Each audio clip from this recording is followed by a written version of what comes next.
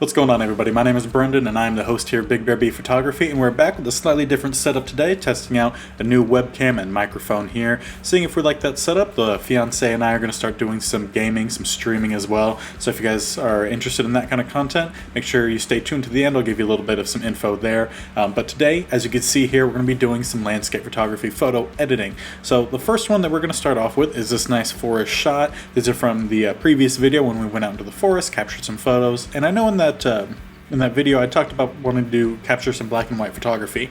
So while looking at these a little bit more, I can't tell if I like the colorized version or the black and white more, so we're going to do a little bit of editing of both of those, as we did in that previous photo editing video where we made the edits, put on that black and white conversion, kind of see how we liked it then. And you guys can let me know which ones you like more, whether you like the colorized versions or if you prefer the black and white ones. Always feel free to let me know down in the comment section below. So let's start off with the basic editing here.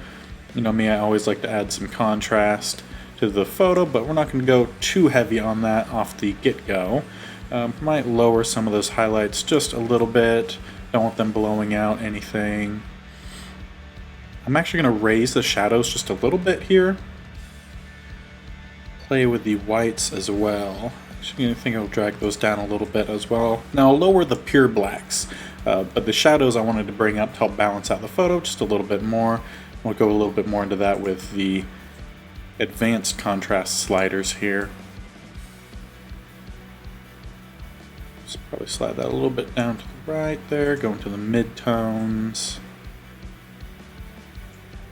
Pull that back a little bit. Shadows, again, don't want to mess with too much because that actually gets rid of some of those pure blacks. So I'll slide that just a little bit to the right, click on this eye icon here. See what it looked like before those edits, what it looked like after. Just a little bit of a difference there. I'm going to add a little bit of some bottom lighting, again, just to balance out a bit of the photos there. Bring out a little bit more of the lighting underneath the canopy with all the trees and leaves up there that are kind of blocking a little bit of that light. And in the split toning, I do want to add a little bit of some warmth to the highlights. Not a lot, but just a little bit. And we'll add a little bit of some cool tones to the shadows as well, especially since it was taken on a snowy day. It's always nice to add a little bit of warmth in the highlights and a little bit of coolness in the shadows. I'm gonna hit the icon here. So there's a subtle difference, kind of brightens up those leaves a little bit, cools down the snow. And we can really play with that here in the HSL sliders here. Gonna raise up those oranges, bring a little bit of that warmth in, raise up the yellows a little bit as well. Gonna tone down a little bit of the greens, don't wanna make those too overpowering, especially since there is so many different green variants in this photo. Gonna mess around here a little bit with the aqua slider. It's basically going to change a lot what's happening down in the snow here. Blues. We could add a little bit of blue. Bring out a little bit more of that pure blue rather than the aqua, the mix of the blue and the green. Ooh, I do like what that did with the luminance. Changing that orange really brightens up those trunks, really shows where that light is hitting, making it a little bit more impactful. Gonna bring up the yellows just a little bit as well. Kind of creates a little bit of that diffusion from where the orange was changed and to where the shadows are. Kind of draws that out just a little bit. Brighten up just the leaves just a little bit there.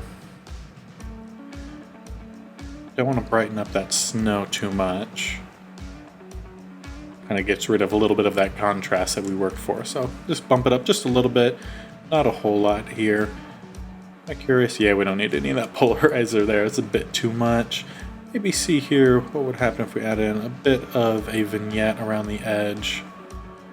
Again, not so much that you see that harsh line, but just kind of draw in the shadows a little bit. Focus in on where that light is peeking through.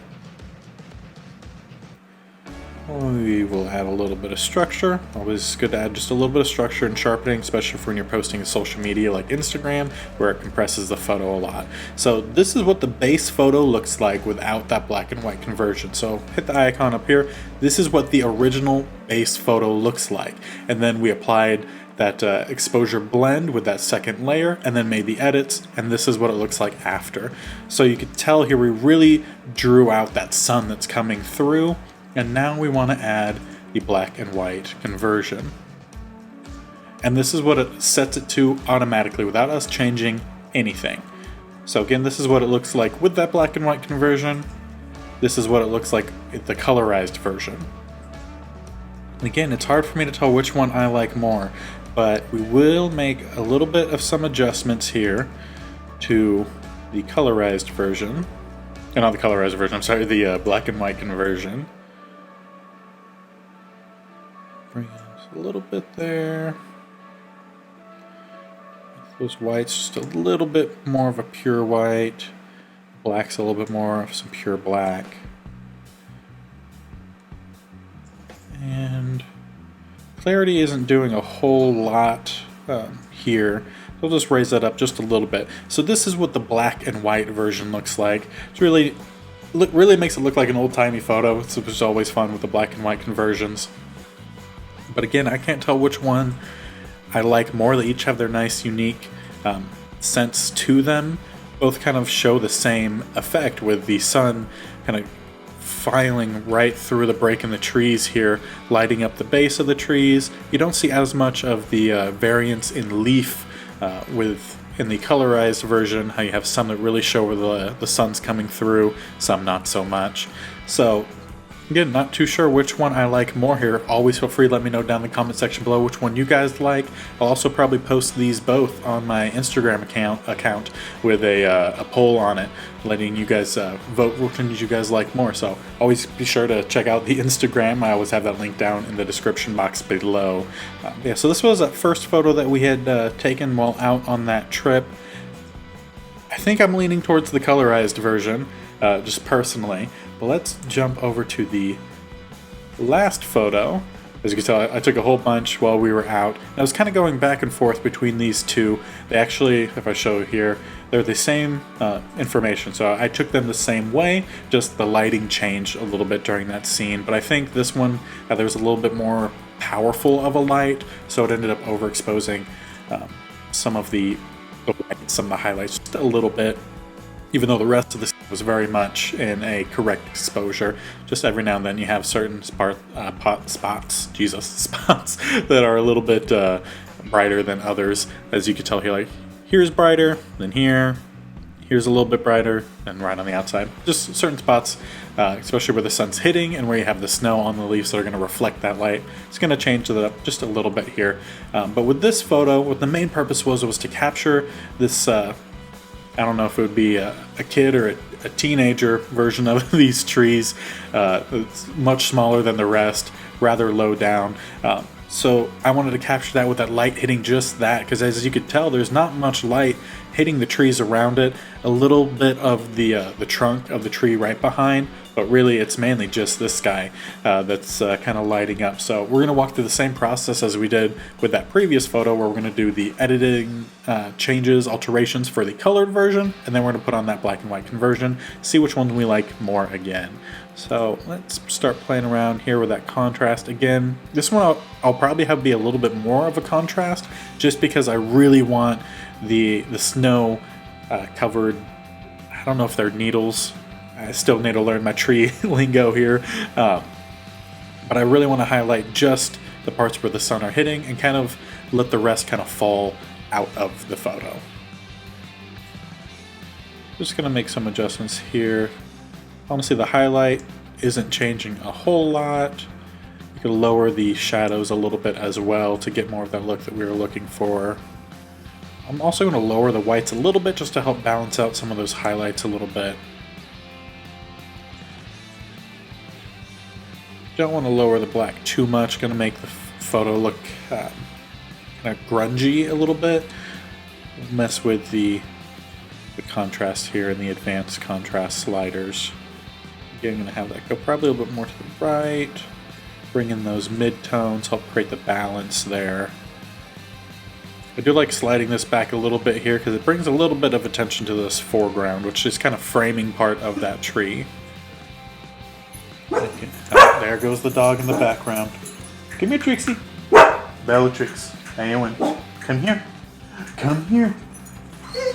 Come on. Yeah, go calm down. There's other dogs that could be outside. I know, it's crazy. Alright. Mess with those shadows just a little bit as the dogs decide to start playing behind me. It's always fun. You're not going to mess too much here with the top and bottom lighting. If anything, I'll lower that bottom a little bit. Again, just to isolate that tree. Highlights, just go in and add, again, it's very similar to what we did the previous one. Bring in a little bit of warmth into those highlights. Let's bring a little bit of some coolness into the shadows as well. You know, hit the eye icon here, kind of show the difference that that makes. Kind of messes a little bit with the green tone, but we could change that here with the hue. So the green we want to bring back towards the left side, which is a bit more of the green shade, rather than the right side that's the blue shade. We do want to warm up as much of this photo as we can with certain spots here.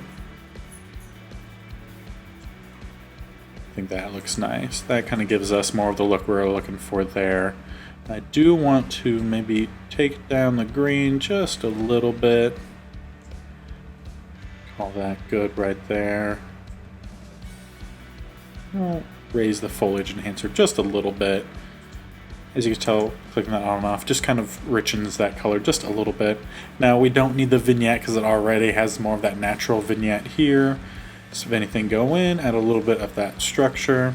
Not too much, as you can tell, it kind of makes that a little grungy there. A little sharpening as well. And then this is what the photo looked like before we made any of the adjustments, and then after. So we really drew out that contrast, makes the dark areas a lot more dark, closer to that pure black, while making sure that the focus point of this photo is the highlight of this tree. And then again, we'll throw on our black and white conversion, and that's what it looks like before making any adjustments. So kept very much similar to what it was that we had made with the colored version, where most of the other information here, the trees, the brush, has all kind of faded back, with the main highlight really popping through of those the leaves there, or furs or needles. I'm again not quite sure what to refer to it as. I'm not going to adjust that contrasting. That would make it a little bit too grunge, too crispy. So we'll mess around with those highlights a little bit here. Actually, I'll probably leave that at the base. Might actually bring back a little bit of the shadows, just a little bit. Let's see, play with the whites, kind of brighten those up just a little bit. Blacks we'll leave as is. And then bring a little bit of some clarity in there. So click that off. This is what it looked like with the colorized version. And then when we add that black and white conversion, it reads across very similar. The black and white conversion is always a nice way of checking to see where your highlights and shadows are. Sometimes it even brings out a little bit more detail in doing that.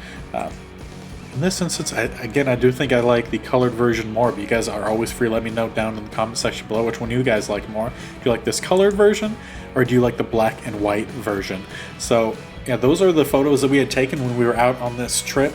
I hope you guys enjoyed that video as well as this video. Let me know down in the comment section below which one you guys like more, the color version, the black and white conversion. If there's a certain location or something in the state of Washington you guys would like us to go and visit next, see what photos we could capture there. I think this was a fun experiment of kind of highlights and shadows. So if you guys enjoyed, please let me know. You could subscribe if you want to see this kind of content regularly. We do these videos every week where we either are doing 2 videos a week where it's on location one day, and then later in the week we do these photo editing videos, or it's every other week, kind of switch back and forth. All kind of depends on my schedule, but making sure that you guys are telling me that you're enjoying these will let me know to put these out a lot quicker. So if you guys do enjoy, make sure hitting that subscribe button, like button, commenting down below, notification button as well, that the bell. Make sure you're hitting that if you guys are enjoying. I'm sure you're enjoying bringing these to you guys, but I hope you guys have a great rest of your day, and we'll see you next time. Bye. There we go. Mike Zimmer. I really liked you when you came in, but have been pretty disappointed the last couple years, so you are now fired. We need to make sure we get a good quarterback who could lead us into the future and bring home a ring as quickly as possible. And from this draft, it looks like that would be Dwight Saunders here. All right, Jeff Flanagan, you are selected. Another hidden dev player. That makes it a bit worth it. See the Vikings come out here with Trips to the left, Flanagan's to the right.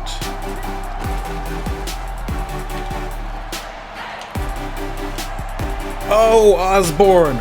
Fantastic one-hand catch, one play to the house. Not sure you would see Saunders test that too much. And their first drive, he scrambles to the right, hits Jefferson, and there he goes, doing what Jefferson does. A very well-balanced tight end, both of them. They both have blocking ability as well as receiving ability. And speaking of receiving ability, Adam Thielen, the homegrown talent here in the end zone. Again, slant route as he is doing his best impersonation of Justin Jefferson.